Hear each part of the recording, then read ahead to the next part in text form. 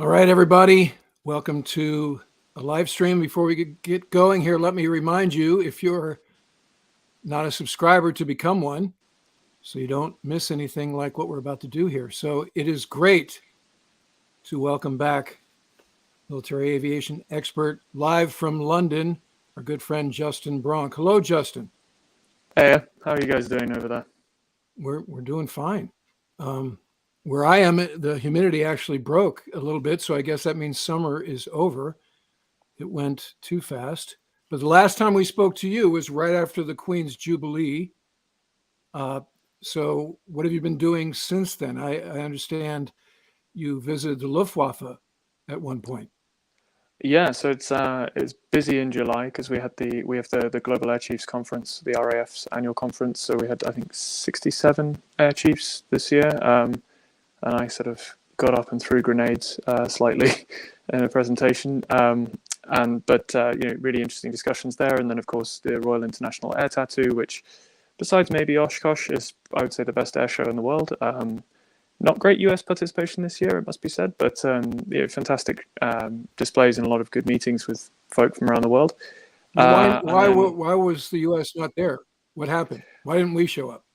Well, there was some good static displays from the USAF. So, there was F-16s and a couple of bombers, and they did do a fly past with the Doomsday, the E4, which was quite cool. But in terms of, there was no F-16 display, no Thunderbirds, no 22, no F-15.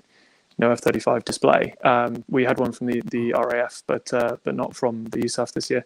But no, really good meetings. And then Farnborough.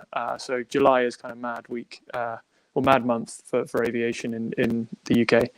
And then I've been traveling for work. So I've been to Sweden and to Germany, and about to go to Canada and Finland and a few other places. So back to the traveling, which is always fun, but it means you have to fit in your work around all of that travel.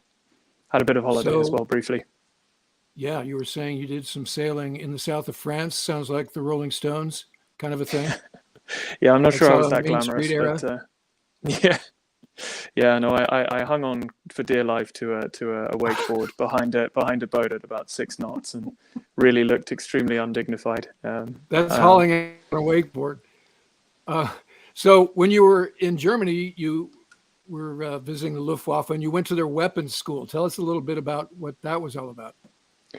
Yeah, so I'm doing a project at the moment on looking at how to bolster, or in some cases regenerate, the kind of high-end warfighting credibility of non-US NATO air forces, because with the continually declining budgets and the focus on counterinsurgency and operating from uncontested bases for so long, a lot of our procedures and kind of the ways in which the fleets are laid out and the way in which training and things are done these days is suddenly really not necessarily what you'd want with the Russian threat, so very real again, and likely to continue in the long term. So doing a project on that, and as part of that, I'm trying to visit as many of the frontline air forces as I can around NATO. So this was part of that. So talking to their weapons school guys about their weapons instructors and their flying instructors about how they're training, how some of that might be changing, the different programmatics around what they're planning to do with Eurofighter. Obviously, they're buying some more of that. How F-35 coming in is going to change some of what they're doing. So yeah, it was interesting chats. Unfortunately, I can't say too much about it, but it was very interesting and a very different take on things from what I've seen in the RAF and the USAF and the French in some cases. So variety being the spice of life. It's interesting how much differences tend to kind of call attention to things you wouldn't otherwise have thought of. So good fun.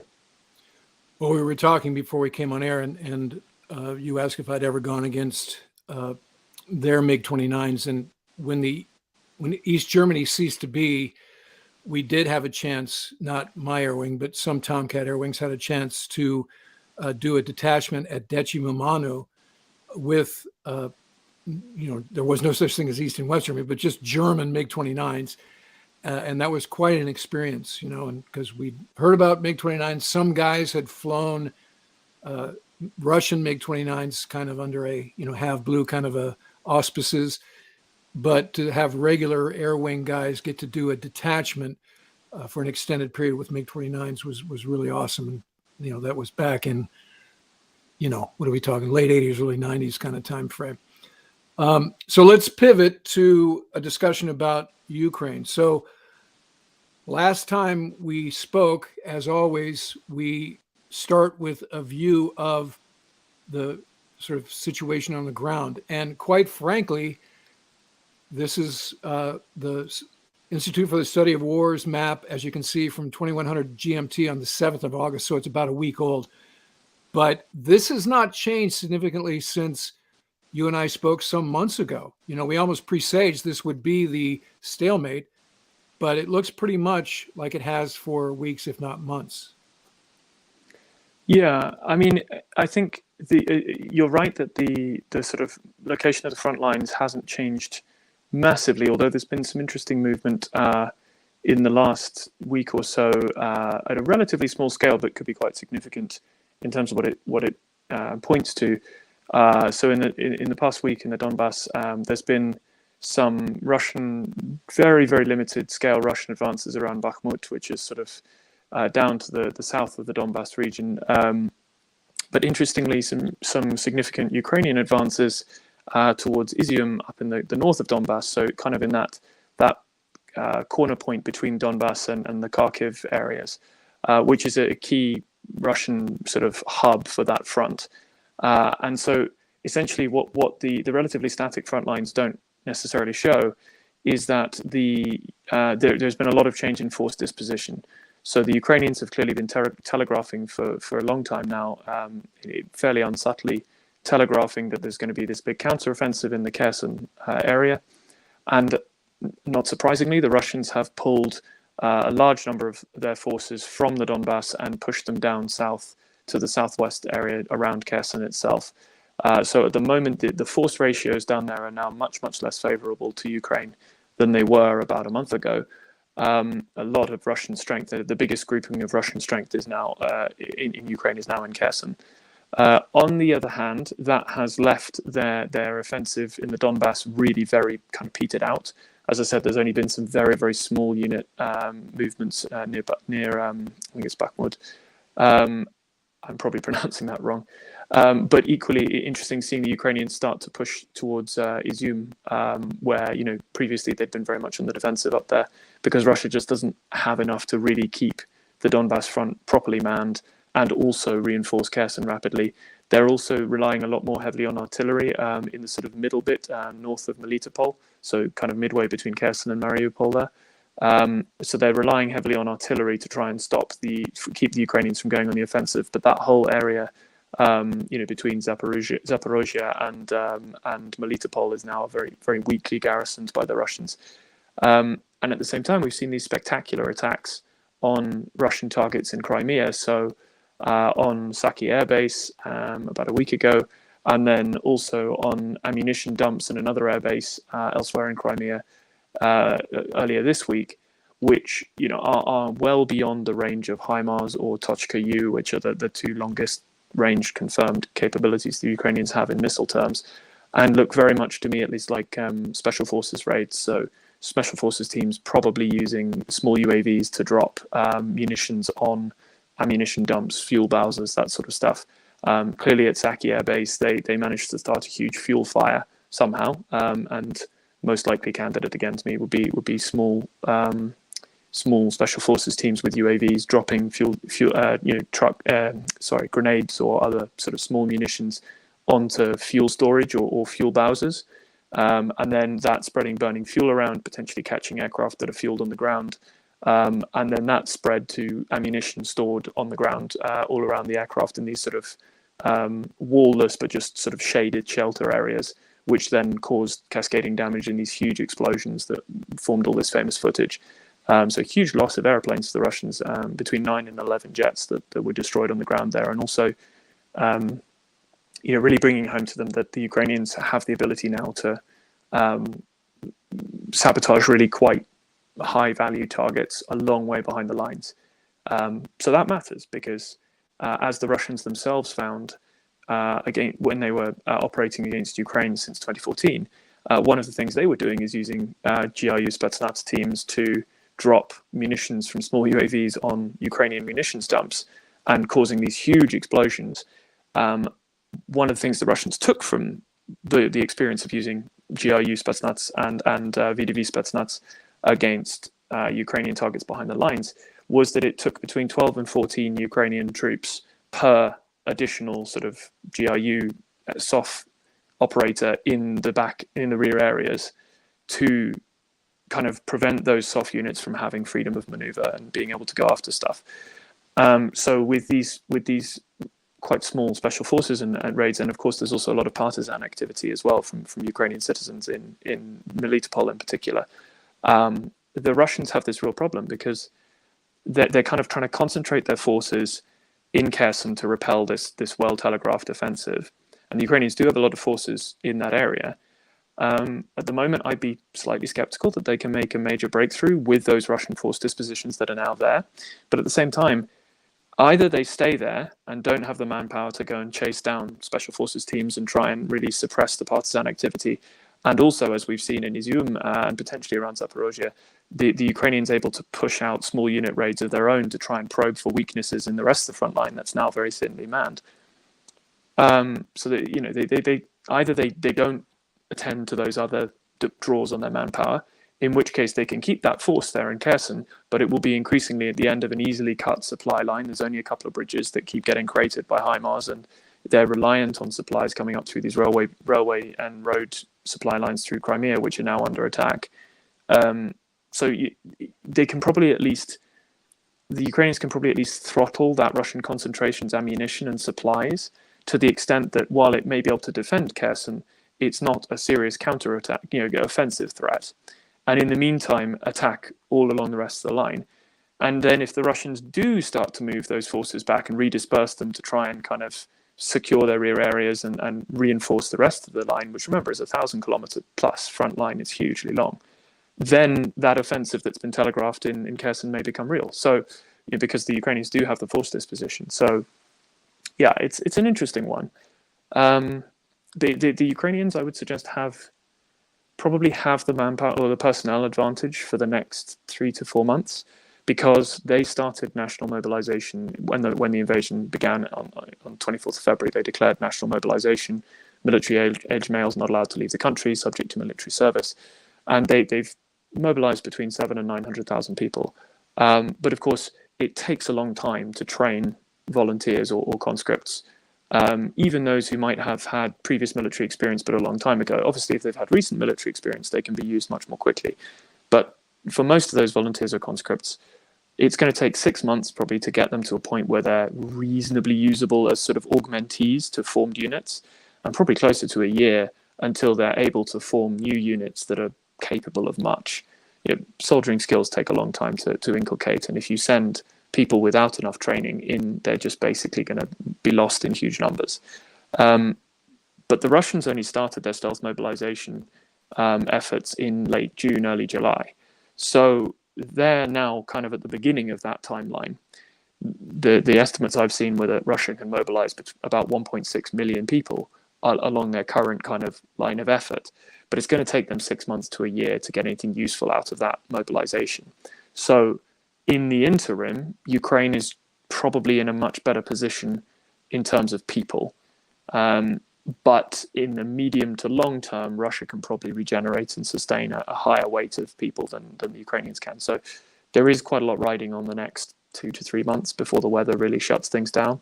If the Ukrainians can push through and start making serious gains, the Russians have shown no ability to or will to stay and fight when their supply lines are cut and when they're surrounded, unlike the Ukrainians who have fought tooth and nail for every encircled city, Sumy, Kharkiv, Mariupol, of course, for months and months fighting unsurrounded. So whereas we saw with the Kyiv axis that the moment Ukrainians were in danger of cutting the Russian supply routes, the Russian kind of axis of advance just completely collapsed.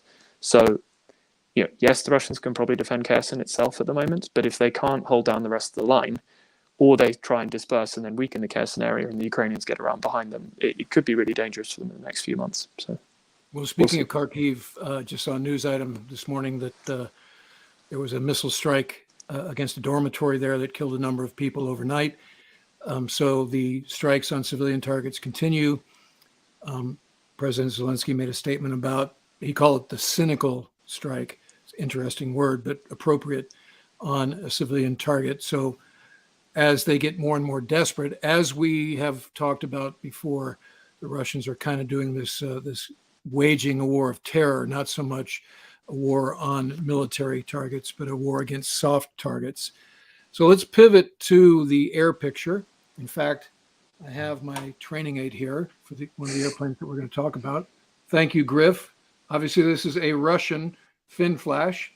But let's talk a little bit about the MiG-29 MU-2.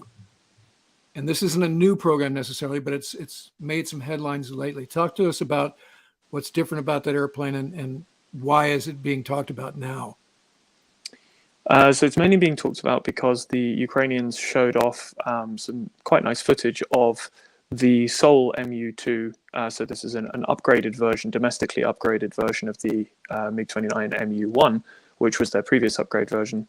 And as far as I understand it, it was thought to have been destroyed. So the fact that they've shown it off and taxiing around and potentially flying it, although the flying section of the footage, I think, was actually a different aircraft. But it's interesting that it is still in good condition. It's actually a fairly ground attack focused upgrade package. So it integrates the KH-29 standoff missile, which can be laser or TV guided in different versions. It integrates the CAB 1500 series of laser or TV guided bombs. So it's a sort of fighter bomber upgrade in effect. There are a few other upgrades to the defensive systems and some of the communications and screens, but it's fundamentally a ground attack modification, which made sense as an upgrade program. You see there in that picture, there's two KH-29Ts. But it made sense as an upgrade priority when the Ukrainians were trying to ensure deterrence against escalation along the kind of contested line in Donbass, but with the Donetsk and Luhansk People's Republics, so-called, so the Russian sponsored separatist areas, as that frozen conflict had been going on for so long. But in the current environment, it's not necessarily the capability that they'd probably want the most if they had a choice, compared to their current generation, the previous kind of standard MiG-29 MU-1s. Because what they're really lacking at the moment is a Fox 3, so an active radar-guided air-to-air missile, because there's sufficient air defense coverage from Russian ground-based air defenses around the frontline areas that the Ukrainians are flying low, but there's not the Ukrainian short-range SAM systems, particularly the SA-8s, have had to be fairly sparse in the frontline areas because, by dint of being short-range systems, they have to be close to the front lines in order to provide cover to the front lines. And so they, in the first sort of 5 months of the war, they suffered quite a lot of attrition through artillery. So yeah, the Russians have a bit more freedom to operate at medium level and higher level, close to the front lines than the Ukrainians do, which means that when the Ukrainians do try and fly low, which they can do, fly very low near the front lines, they have to really watch out for Russian fighter caps, basically. So you have Sukhoi 35s and Sukhoi 30s flying high altitude and medium altitude combat air patrols on the Russian side of the lines, but with a look down, shoot down capability, and with Fox 3, so R-77-1 Fox 3 active air-to-air missiles. So if you're a Ukrainian fighter pilot flying your MiG-29 or your Sukhoi 27, and you only have semi-active, so you can see there on the pylon there, the R-27R, and they potentially have a couple of ERs as well as the extended range ones. But they're semi-active, so they have to maintain a single target track lock throughout the entire missile flight sequence up until impact in order to have a hit. And it also gives the opposing aircraft a very good warning. You'll get a STT lock warning tone in your cockpit to say that the pilot has locked your aircraft, and then you'll also get a missile launch warning tone. So it gives Russian pilots a lot of warning if they're being fired on, but also just it's already shorter range than the R-77-1 on an equal footing, and because the Russians are generally flying medium and high altitude combat air patrols, whereas the Ukrainians are having to fly very low, their missiles start off with a significant energy disadvantage as well.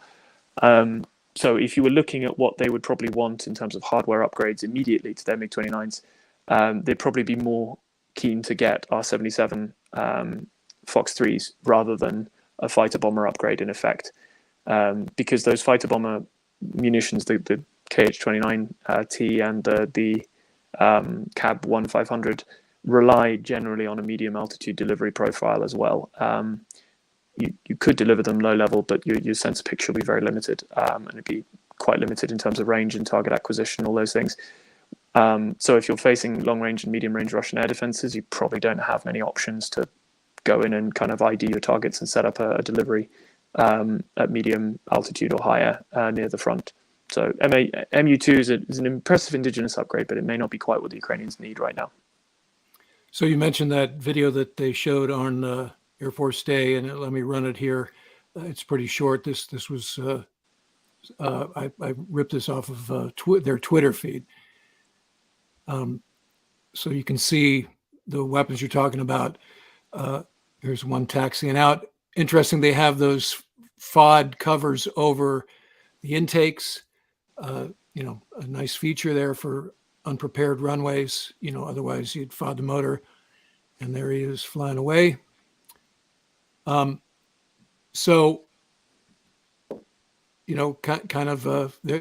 been good at this sort of thing, the social media game, not to be, trite about it from the beginning, and that's some cool footage. The other thing they did on, make sure I get it right. What was it? Air Force Day. What was it called there? Yeah, Air Force Day. Yeah, they had this meme, and so here we see an F-16. Air Force would call it a Fighting Falcon. The aggressor version, us Navy guys would call it a Viper. So they're teasing out here something that has been bantied about. It's not a complete fantasy, but I don't know if it's actually part of the program of record or the drawdown that the Biden administration intends. But what are the chances that they would get the F-16, and what are the practical realities of getting it? So I would say in the medium to long term, I think the odds that Ukraine ends up flying F-16 are very high. I think it's very likely to be the kind of mainstay Western fighter that they eventually acquire, mainly because it's the easiest one to source. There's more than 3,000 of them that have been made. There's quite a lot that are currently leaving Western inventories. So, for example, Norway's just got rid of all of its because it's transitioning fully to F-35. Belgium and the Netherlands are going to follow suit pretty soon as they transition to F-35 as well. The US Air Force has a lot of spare F-16s that are mothballed in the desert. Has turned a bunch of them into targets for the QF-16 to be used as aerial targets. So it gives you an idea of kind of how many airframes they have. It's not easy necessarily to upgrade those to the spec that Ukraine would need, but there is a lot of kind of basic kind of material to work with, if that makes sense. Also, the US has been by far the biggest donor of aid to Ukraine, and the US therefore would be probably the expected source of a platform. So F-16, clearly the American staple for building other people's air forces up. Look at the Iraqi Air Force, for example, with F-16. So yeah, I think that's quite likely. On the other hand, the Iraqis are a good example of why this is going to take a while, because while you can train an F-16 pilot if you're starting with an already qualified fast jet pilot, so the Ukrainians have more pilots than aircraft that they can use. So you could probably train their MiG-29 or Sukhoi 27 pilots to be safe in a MiG-29, in an F-16 in a matter of few weeks, maybe a month or two, and then relatively effective in another month or two after that. So that wouldn't necessarily be too slow. But the problem is then how are you going to maintain and service those jets in Ukraine? Because it takes about a year to train a technician to be certified to work on an F-16 in the USAF under supervision from a crew chief. But of course, that crew chief is generally someone who's been working on the platform for 5, 8, sometimes 10 years or more. And those crew chiefs are really the key to making any fast jet force work, because they're the people who understand not only what tends to break on jets, but also how all the different systems that you might need to service and fix interact with each other. So if this breaks, well, then I know, because I'm experienced I've been on this platform for 10 years, I happen to know that when that thing breaks, then this thing is probably likely to break. Or if I've replaced this component, then I need to check and reset that, because they interact in a way that isn't necessarily in the manual, but it's that sort of deep expertise. And the buildup of that sort of expertise is one of the reasons why, when a new fast jet type comes into service in almost any Air Force, the serviceability rate generally starts out very poor, and then gains ground over time. It's not just that the platform itself is probably technically immature, but it takes time to build that expertise. And in almost every case, you would be normally leavening in industrial contractors to help build that expertise within a given Air Force. So if you look at the Iraqis, they signed the contract for their F-16s. I think it's for 36 of them in 2011. The first one was delivered to them in the States in mid-2014. And when the US had to pull out its contractors because of the security risks in 2021, the fleet basically fell apart overnight, because even then, the Iraqis, and remember, the pilots are perfectly competent, and it was a well understood platform for them at that point. The fleet basically fell apart because even after all that time, they had maintainers, but they didn't really have senior maintainers. They hadn't generated that depth of expertise, and that was in a scenario where the US could quite happily fly in and out, C-17s and C-5s worth of stuff, whereas in Ukraine, we're not directly supplying material. It's being transported across the border by the Ukrainians. It's an enormous country, so getting things to the front lines is really tricky. The F-16 is also designed to operate from fixed bases with quite a lot of support equipment. It's not designed for what the Ukrainians are doing right now, which is operating from small dispersed air bases and highway strips to avoid being hit by cruise missiles. So, in the medium term, is it the right choice for Ukraine? Almost certainly, especially for the counter-cruise missile mission, which is a large part of what their fighter force is doing at the moment. So trying to intercept and shoot down incoming Russian cruise missiles. That can be done without needing hugely sophisticated capabilities in many ways, but you do need a modern heat-seeking missile and ideally an AESA radar. Clearly, F-16 can be equipped with both. But for the highway stuff, I mean, if you had your pick, you'd probably go for something like the Gripen, because the Gripen is designed to be maintained by conscripts with very small numbers of highly trained maintainers, and the rest being conscripts with quite simple tools from trucks, from highway strips, because that's kind of been the Swedish concept of operations as a neutral, a non-aligned country for a long time. Obviously now they're joining NATO, but the Gripen is kind of designed from the outset for that sort of thing. Also, if you're wanting to push back Russian fast jets, both attack aircraft and fighters and helicopters as well, back from the front lines to stop them attacking Ukrainian forces, you're going to want a missile that gives you the best possible reach, because you're going to inherently be having to operate at a low level and therefore at an energy disadvantage to the Russian aircraft. If the US were willing to supply F-16s, there's probably no guarantee they're willing to supply AMRAAM Delta, which is the longest range current version of the AMRAAM. And Delta might give you rough parity in terms of effective range against a flanker with R-77-1, given the likely energy disparity of the launch aircraft. But Charlie 8 or something earlier is probably going to still be at a slight disadvantage, albeit it will be a lot better than what the Ukrainians have now. But if you had something like Gripen, you could potentially mount the Meteor if European countries were willing to supply it. And because Meteor is a ramjet-powered missile, it has a smaller boost rocket at the beginning, so it's a bit slower off the rail than AMRAAM, but it's then powered for most of its flight in it, and it's also powered in the terminal phase. So its no escape zone is massively bigger for a given launch energy, but also it's much less badly affected by being launched from low altitude and relatively slow, because although you'll lose most of the energy from the initial motor burn, as you would with anything else, as it climbs to altitude, it's then got that sustainer motor that, as long as it doesn't drop too slow as it goes up, can then give it a lot more energy longer term. Now, in reality, would Sweden be willing to supply it? Would the Swedish government? Would Saab? I don't know. But if I had to kind of just wave a magic wand and say, from the current stable of kind of fourth generation aircraft that NATO might supply, the one I would pick for being the best tactical fit for Ukraine at the moment would be Gripen. It's also worth remembering Gripen has anti-ship missions as a core part of its design mission set. And Sweden makes a range of not very well known but spectacularly lethal anti-ship missiles. So given how critical the anti-ship mission is for Ukraine in trying to open up the supply routes in and out of Odessa and push the Russian cruise missile firing ships back from that coast, that would also be an interesting one. Of course, F-16 can also carry and launch Harpoon, so it's not to say there wouldn't be options there, but it's interesting to note that both would probably meet their requirements, but from an industrial and political point of view, F-16 is more likely. From an operational point of view, Gripen is a much better fit. Yeah, it's straight gouge, Justin. Good stuff.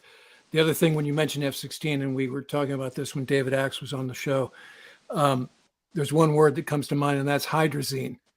And so as you talk about the machinations you've got to do to adapt a new airplane, you've got to consider things like that, hazmat lockers, personnel, hazmat suits, all the other things that if you're thinking about an airplane that just is a straight JP-8 airplane, then these are other concerns that you wouldn't have. So it's the unintended consequences of a capability. And I think your practical template placed on it and Gripen as the thing that maybe edges out the F-16 is right on. The other thing that has been brought to light in recent days is some evidence, and you can see the insert there. It's a fragment of a missile that looks to have the nomenclature of an AGM-88, and that's a file photo of a harm on an F-16. So what do we know about the use of harms in Ukraine? So it's now all but confirmed that harm has been supplied. The exact confirmation is an anti-radiation missile capability has been supplied. As far as I'm aware, the West doesn't have any stocks of KH-31 or alarm remaining, so it is almost certainly harm. I'm not 100% convinced that it is a Delta. I've seen it argued both ways in terms of the way that the nomenclature, the labeling is kind of should be read. And I'm not an expert enough in harm production lots and symbology to know exactly one way or the other. But I'd seen some claim that it's a Delta model and some claim that it's not. And given how relatively recent the Delta harm is as a sort of acquisition for the US, I'd be slightly surprised if that's what had been supplied. Especially given that it's probably integrated onto either MiG-29 or possibly Sukhoi 24 or 27, but probably MiG-29 in a sort of jury-rigged air-launched mode. So it's not going to be able to interface with the aircraft systems, which is difficult because harm has three modes. There's people may have seen threads on this. Even anyone who plays DCS will probably understand it. But you've got basically target of opportunity mode where the harm interfaces between its own seeker head and the radar warning receiver and kind of defensive aid system on the jet that it's being carried on. So you basically take an enemy radar signal that the RWR has detected, and you can even kind of auto press to the most threatening thing that the system on the jet currently thinks is the most threatening to the aircraft that's carrying it. And then you have to hand that target off to the harm seeker, which will then kind of confirm that it's got it, and then it's handed off, and then it's cleared to fire. But of course, that requires interaction between the jet systems and the harm. So that's probably not possible. There's self-protect mode where if the jet is being locked up by a surface-to-air radar, then you can just pass that straight across to the harm and fire at that target automatically. It's conceivable that they've jury-rigged that in the sense that if they know exactly what they're looking for in terms of radar type, but of course there are quite a few radar types that they might be being locked up by SA F-17 carries, can be just a TLAR. It can be the fire control radar that's dedicated on a dedicated vehicle. It could be various iterations of Tombstone, Flaplid, Gravestone, Cheeseboard, various other bits and bobs that you see on the kind of long range systems. Could be SF-15 with its own onboard radar, all of which the harm can target, but it has a special coding system for what those kind of signatures are. And so while you might be able to jury rig it in self-protect mode, you'd have to have pre-programmed the seeker head to look for a particular source, a particular type of radar, and then hope that when you were painted by radar, it was exactly that type. Then you'd have to kind of manually turn the aircraft towards it and fire the harm and somehow override the normal kind of arming and handoff code. The most likely is pre-plan mode, where you basically set a code again, so you need to know what radar it is you're specifically going after, and you set the harm up to look for that, and then give it a position. Normally, you would give it a position via the aircraft's own systems, but you can pre-program that on the ground, either with an inertial navigation fix if it's harm A, B, or C, or a GPS augmented INS fix if it's Delta model. And then it will fly to that location, and if the radar turns on with that type, it'll home in and kill it. That's probably easier to jury rig. Well, but that's also kind of problematic with a very dynamic battlefield. Yeah, you need to know what you're going after. In Bosnia, this was a problem with SA-6, mobile SA-6s in southern Iraq. So that's what you've just described is doable, but suboptimum for eastern Ukraine. Well, especially because harm was really designed with the previous generation of hostile radars in mind, right? Like harm is a last generation, is a previous generation weapon. It is not the latest and greatest. It's been upgraded to keep with the times, as a lot of US weapon systems have, of course. But fundamentally, the US Air Force is trying to move away from anti-radiation missiles as a primary tool for suppression or destruction of enemy air defenses, because they're large, they're expensive, and they don't have a very high probability of kill. So as the US Air Force gets equipment like the F-35 in large numbers, and the F-22 as well, and of course, i.e. aircraft with an ability to very, very accurately and quickly geolocate an enemy radar threat on the ground and sort of create a point of interest that is very close to that target, then if you have that capability on your aircraft, you can send a weapon that doesn't need an anti-radiation seeker, but that just has another kind of active seeker, like perhaps, for example, a millimetric waveband radar seeker, to go to that area. And then even if the SAM turns off or has moved slightly, it will probably seek and kill it. And you can then have significantly smaller, more multi-purpose, slightly cheaper munitions, and potentially carry more of them. So things like the UK Spear 3 is specifically designed for this sort of mission. There are modifications for I believe, for small diameter bomb 2 as well, and various other options. But this is kind of the old school SIAD-DIAD tool. I've seen AGM-88D described as a kind of long range precision guided munition capability. As I understand it, the GPS homing capability is not that good.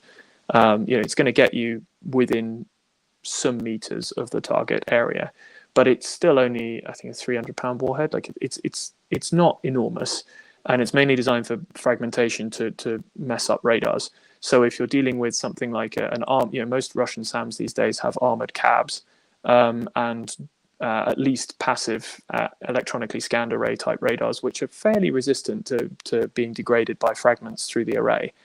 And it's things like an SA-15, which are hardened against fragmentation on armored chassis. Same with SA-11, unless it hits, or SA-17, unless it hits one of the missiles themselves. In other words, you're potentially going to suppress that SAM, but you're probably not going to kill it unless it stays active and you've pre-programmed it with exactly the right code.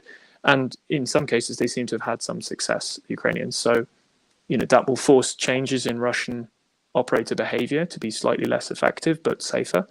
And that's probably the primary value of it. It's also possible that they were hoping to use it to home in on the emissions of electronic warfare systems, because The Russian army's electronic warfare kit is extremely good. It works very well. It doesn't play nice in terms of different systems being on at the same time. They tend to interfere with each other. So they can't necessarily dominate the entire spectrum at once, but they can be very, very disruptive in any given part of the spectrum when that kit's around. And so, for example, it's been very damaging to the Ukrainians' ability to do direct remote control of small UAVs and things like TB2 in the past few months, which is one of the reasons why their artillery, counter-battery fire and such has been less effective, because they've been having to rely more on UAVs flying pre-programmed routes, taking footage, hopefully get it back and then go through it and see, oh, there was a target here at this time. But of course, for moving targets like rapidly relocating artillery batteries or vehicles, that's not good enough. It's good enough to hit C2 nodes to confirm where you think they are because you've geolocated them with ELINT, for example. It's good enough to hit ammunition dumps, but it's not good enough to do that kind of dynamic targeting quickly. So if they can suppress or destroy Russian EW kit by firing HARMs or other sort of anti-radiation equipped, seeker-equipped weapons, then they might be able to buy windows. Even if they don't kill it, they can force them to turn off and then send up UAVs and hit things that are bothering them with artillery quickly in that kind of window. But of course, harm is expensive. And if they're jury rigging them on, they're not going to be able to do it in large numbers reliably. So it'll be a niche shaping capability for them when they really need something to be powered down or suppressed to go and do something specific. They'll be able to draw on this capability, but it's not going to solve the CAD-DIAD problem sort of it's also in not general. cost effective, as you said. So here's a question from not just Jacob Shapiro, but the Jacob Shapiro. He says, Justin, any thoughts on giving legacy Hornets to Ukraine? The Finns use it in a similar way to what the Swedes do with the Gripen. Yeah, so in some ways, legacy Hornet makes more sense from an aircraft point of view than F-16. It is certainly capable of operating from rougher surfaces because it's got a heavier duty landing gear and structure. It's designed for carrier ops.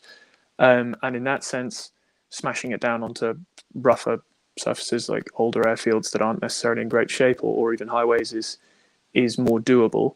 On the other hand, unlike Gripen, it doesn't have short landing capabilities. So Gripen can basically turn its forward canards into a very, very hefty aerodynamic braking and wheel brake effectiveness increasing tool.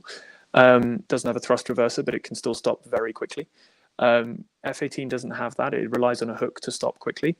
So the Finns sometimes put hooks across roads or on temporary strips and use that.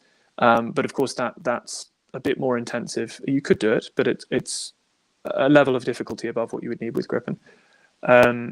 It's a relatively easy piece of kit to use, but Legacy Hornet also doesn't have a fantastic electronic warfare suite. Even the upgraded Australian ones weren't superb. And if you look at Legacy Hornets like the Canadian CF-18s, they're really not great from an electronic warfare point of view at all. Whereas Gripen is designed with a very, very capable electronic warfare suite at the heart of it that is specifically geared towards defeating Russian radar types. Because again, that's core to their concept of operations. So, I mean, F-18. I'm sure that the Ukrainians would be delighted, but if you're going for an American aircraft, you're probably going for it because of the weapons flexibility that gives. You can draw on a huge number of potential weapon types, and on the large potential supply base for both aircraft and then also spare parts and maintenance assistance and contractor support and things. And on that basis, far more F-16s have been produced than F-18s. So, yeah, it's not a dreadful idea, but I think probably on balance, it's F-16s probably a better capability in that medium to long term area, just because there's more of them. It's cheaper to fly, and F-18 isn't that suitable for that short field, a rough field thing. It's just a little bit better than F-16. So I always ask you at the end of our discussions to presage what's going to happen in the next weeks, months. Where do we think we are? Is there a Putin exit ramp? What do you think? There's certainly no Putin exit ramp.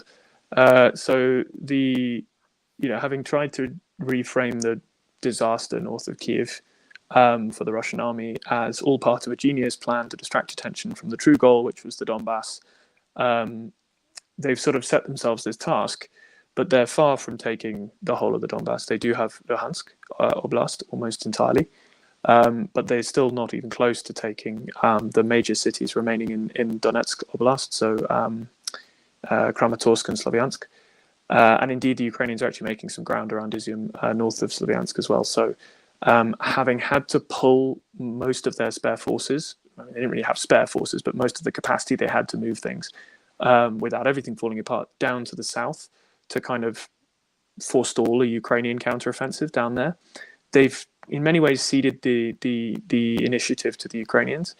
And it's not as if with the threat of a well-telegraphed counteroffensive and thousands upon thousands of Russian citizens and holidaymakers fleeing from Crimea with these huge traffic jams going across the Kerch Bridge, and indeed the Russians having to close the Kerch Bridge and then getting well-connected people out without the traffic jams.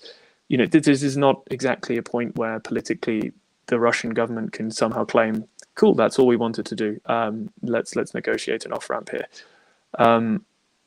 And it's also not in the Ukrainians' interests to agree to any form of ceasefire at this stage, unless the Russians were to agree to give back everything they've taken since the 24th of February, which they won't.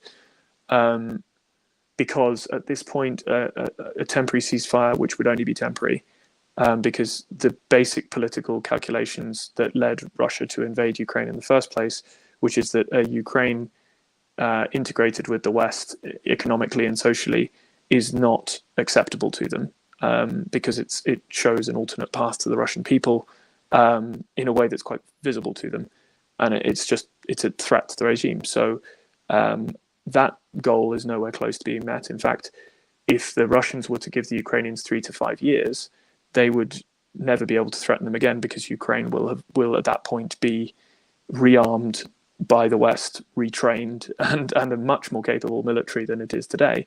And Russia will have lost the initial boon that it's got financially from very high oil and gas prices. Europe will have diversified away from Russian gas almost entirely. So that huge source of revenue will be gone, and the sanctions will still be in place. And so the Russian economy will be in a much worse state than it is today. So yeah, I don't think the Russians can conceivably agree to a ceasefire that lasts any length of time beyond about 6 months. So of course, a ceasefire now, all it does is waste the Ukrainians' temporary manpower advantage period, while giving the Russians the breathing space to sort themselves out. There is no universe in which a ceasefire is held to by the Russians in the 6 months to a year time frame. They will simply reorganize and then come back in on their own time. So what they did in Syria with the various ceasefires that they managed with the Assad regime to just allow them to control the tempo of offensives. They agreed to a ceasefire when they needed space, and they broke it. And then they agreed to a ceasefire when they needed space, and then they broke it. They'll do exactly the same thing here. This is existential for them. So yeah, the Ukrainians, there is no Russian off-ramp. There isn't really a Ukrainian one either. And I think the Ukrainians have the initiative for the next 2 to 3 months. If they can force a major breakthrough, it doesn't have to be in Kherson. It could be around Zaporozhye, down towards Melitopol. It could be in the north. Then the Russians just don't have the personnel to patch up all of the lines and hold it. So you could see a real collapse in the Russian lines. But if they can't, then we go into a stalemate over the really hard winter months, and Ukraine will continue to train, but also Russia will be able to draw on seriously increased amounts of basically trained manpower. I mean, it won't be good quality troops, but come the spring, Russia will be in a better position than it is now, as would Ukraine. But it's not clear that the initiative would still be Ukraine's at that point. The way you're positing the ceasefire being to Russia's advantage sounds a lot like what I heard from my father and others when the Americans brokered a ceasefire in Vietnam, that all it was to the North Vietnamese' advantage. And I think the guys who wound up being POWs told me as much during my time at the Naval Academy. So, Justin, as some of our commenters have said, it's always awesome to have you on the channel during these live streams. Your expertise is without peer, and you've demonstrated that in spades. Don't think that's true, but thank you. That is true. That is true. And so thank you for spending 50 minutes with us. Be well. Enjoy the rest of your summer. And I hope you can join us again very soon. Well, thanks so much for having me. And I hope to see you guys again soon. So that'll do it for this episode. I'd like to thank the large crowd for showing up on a Thursday afternoon, and thanks for your good chat. As soon as we sign off here, this will be one of our episodes on the channel. So if you want to come back and look at the discussion after the fact, you can do that.